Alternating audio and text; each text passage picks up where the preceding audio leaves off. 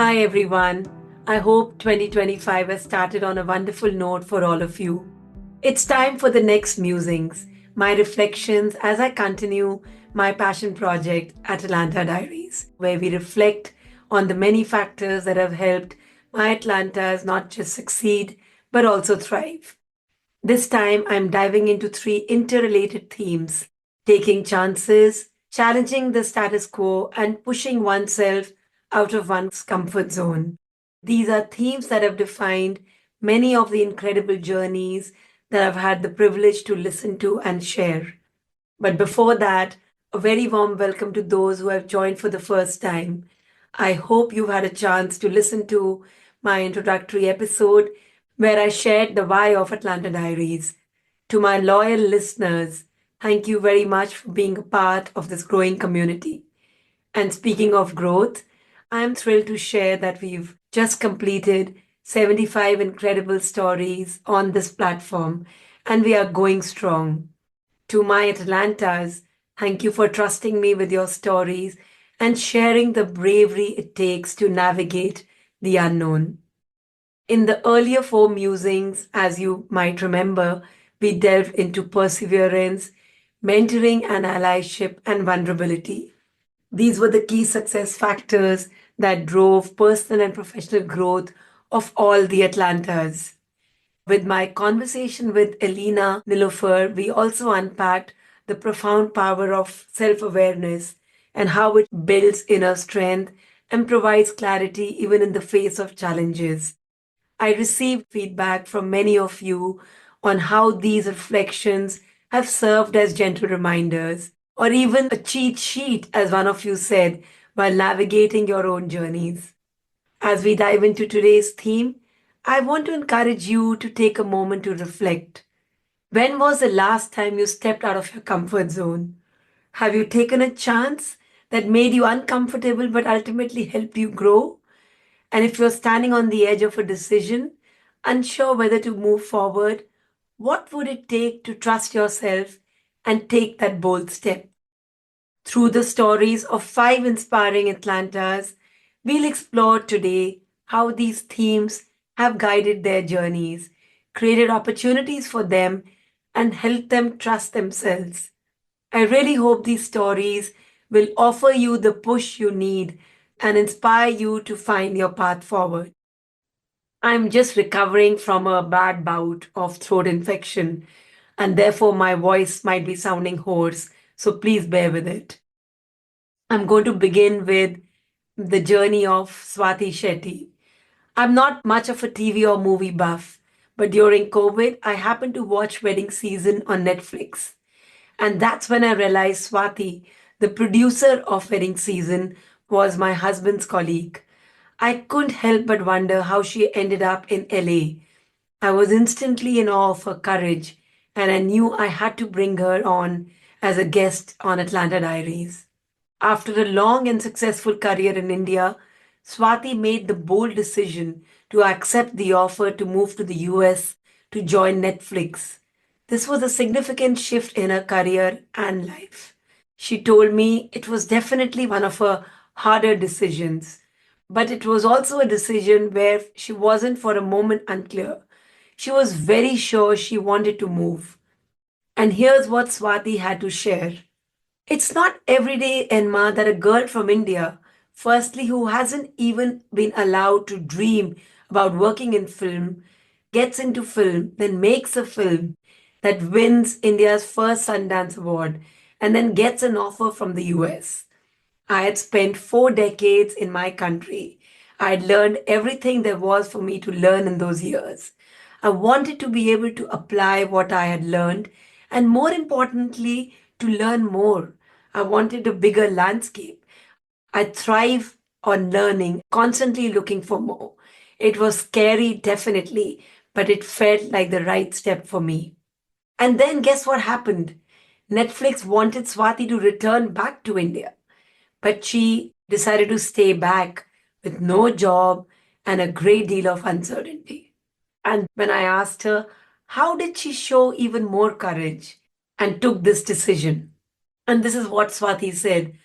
Thank you for saying that it's courageous because I thought it needed courage too. But I'm sure some would say it's foolish, because it was a great job back home. And I love Netflix as a company and truly enjoyed working there. But at the same time, moving from Bombay to the US was a big step. And I felt like I wasn't done with what I came there for. I had already realized I wanted to produce films and create content. And this was my first real step towards that dream. The universe brought me to the US, and I felt that there had to be a larger plan at play. Going back would have been the easier route. It would have meant job security, a salary, and a lot of comfort. But I knew that if I went back, I might not get another opportunity to return and continue my journey here. I don't regret staying back in Ma, even though it hasn't been easy. Choosing the tougher path often comes with daily challenges, but I've trusted this journey.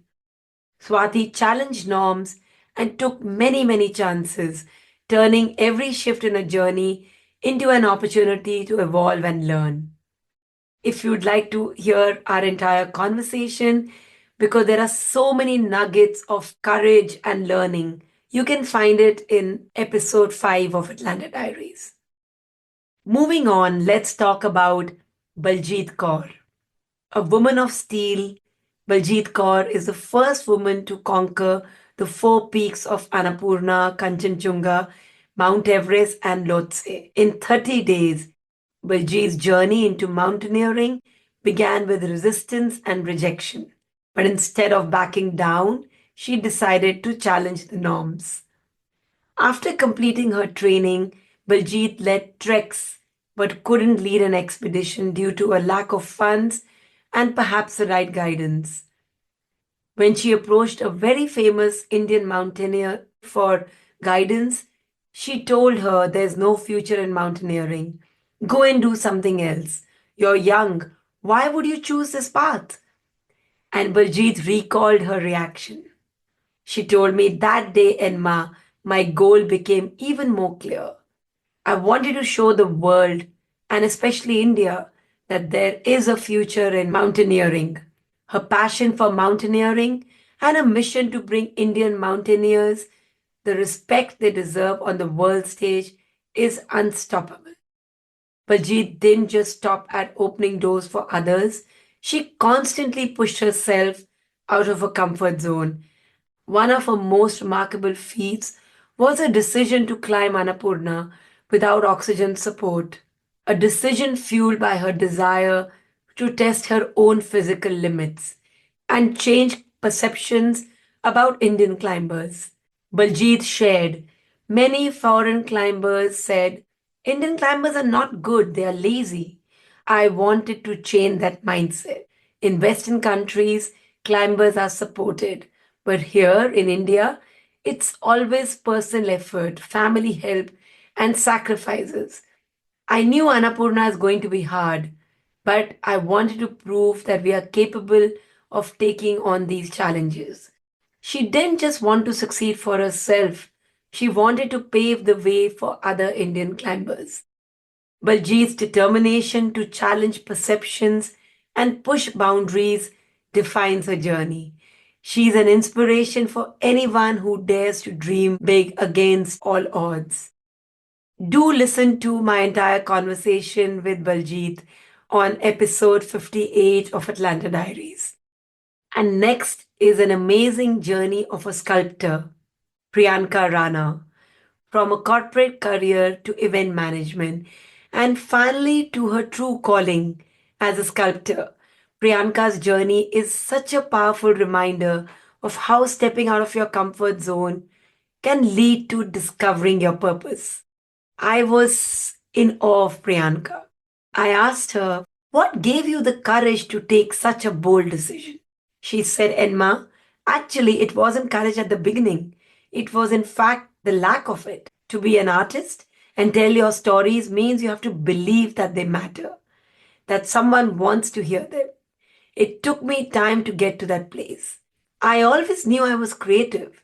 Even in my corporate job, I was better at telling stories through trend analysis rather than crunching numbers. Event management seemed creative enough, but I still felt that something was lacking.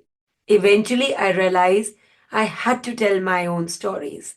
And there were countless reasons why I shouldn't: financial uncertainty, skepticism from others, and fear of failing. But there was just one reason why I should, because by then I had decided to. And then a trip to Japan changed everything. I saw how the people there took pride in their work, no matter how simple it was, how they elevated everyday roles with sincerity. I realized I wanted my work to inspire me in the same way. Even my husband was eager to return to his job, but I didn't feel the same about mine. That's when I knew something had to change. My conversation with Priyanka stands out very vividly even today. This badass woman in a workshop wearing those protective glasses and her overalls. Priyanka was truly inspiring. If you want to listen to our entire conversation, do head to episode 60 of Atlanta Diaries. And now the journey of Claudia Adler, a lecturer and deputy program lead at the University of York in London. Claudia's story highlights the courage to pursue unexpected opportunities and step into the unknown. She came as a refugee from Colombia to UK when her mom was only 27 years old. Where Claudia reached is incredible. I asked her to share the moment she decided to pursue a PhD, since it seemed like a very transformative step. She answered, "Yes, Enma, it was a real pivotal moment in my life. I was already working and juggling so many things, and pursuing a PhD wasn't even on my radar. It felt like something out of reach, something other people do, but not me." One of my supervisors, someone I really admired, she asked me, "Claudia, have you ever thought of doing a PhD? You'd be brilliant at it." And I was taken aback. I thought, really? Me? It was like she opened a door I didn't even know existed. And for the first time, I allowed myself to imagine what was on the other side, almost like giving myself permission to consider it. Claudia went on to say, of course, it was daunting. There were so many uncertainties: balancing work, family, the financial implications. But I realized that sometimes the scariest step is just allowing yourself to believe is possible. And once I embraced it, everything else started to align. The process was challenging, but it became one of the most rewarding experiences of my life. These stories are just so inspiring and they always keep me so engaged, and I rare to share them with all of my listeners. Claudia also shared some experiences from her travels, and some have even been life changing for her. Once she traveled to Uganda with her 10-year-old son, one of her boldest decisions. She moved to a rural village for a few months, and she said, I won't lie, it was a cultural shock. Everything was different: the pace of life, the living conditions, the food. But that's exactly what I wanted: to step out of my comfort zone and expose my son to a completely different way of life. She said for him it was initially very overwhelming. He had gone from having all the conveniences of modern life to a place where things were much simpler and harder at the same time. But over time, I saw how he started to adapt. He played with local kids, learned to appreciate the beauty of nature, and became incredibly resourceful. She went on to say, it was also about challenging myself as a parent and as a person.